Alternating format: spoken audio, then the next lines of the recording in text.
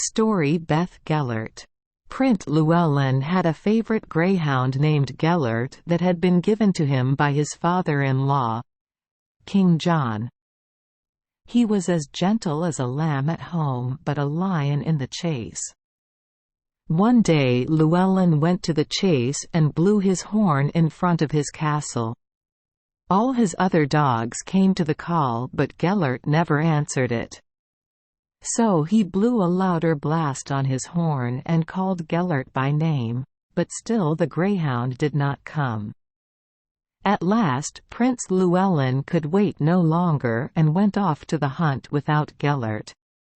He had little sport that day because Gellert was not there, the swiftest and boldest of his hounds. He turned back in a rage to his castle, and as he came to the gate, who should he see but Gellert come bounding out to meet him. But when the hound came near him, the prince was startled to see that his lips and fangs were dripping with blood. Llewellyn started back and the greyhound crouched down at his feet as if surprised or afraid at the way his master greeted him. Now Prince Llewellyn had a little son a year old with whom Gellert used to play, and a terrible thought crossed the prince's mind that made him rush towards the child's nursery. And the nearer he came the more blood and disorder he found about the rooms.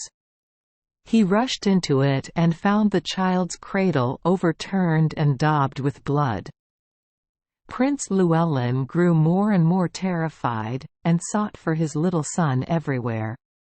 He could find him nowhere but only signs of some terrible conflict in which much blood had been shed.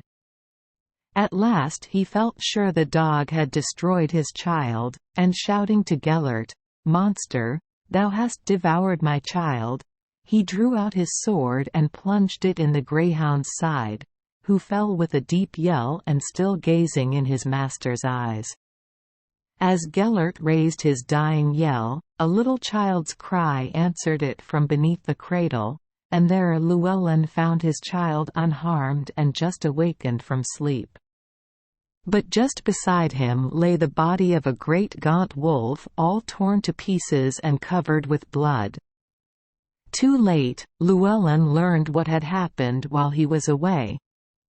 Gellert had stayed behind to guard the child and had fought and slain the wolf that had tried to destroy Llewellyn's heir. In vain was all Llewellyn's grief. He could not bring his faithful dog to life again. So he buried him outside the castle walls within sight of the great mountain of Snowdon, where every passer-by might see his grave, and raised over it a great cairn of stones. And to this day the place is called Beth Gellert, or the Grave of Gellert. Thank you for joining us for today's fairy tale. We hope these stories bring joy and meaning to your day. If you love our channel, please hit the subscribe button so you won't miss any exciting tales. Wishing you a good night and sweet dreams. See you in the next story.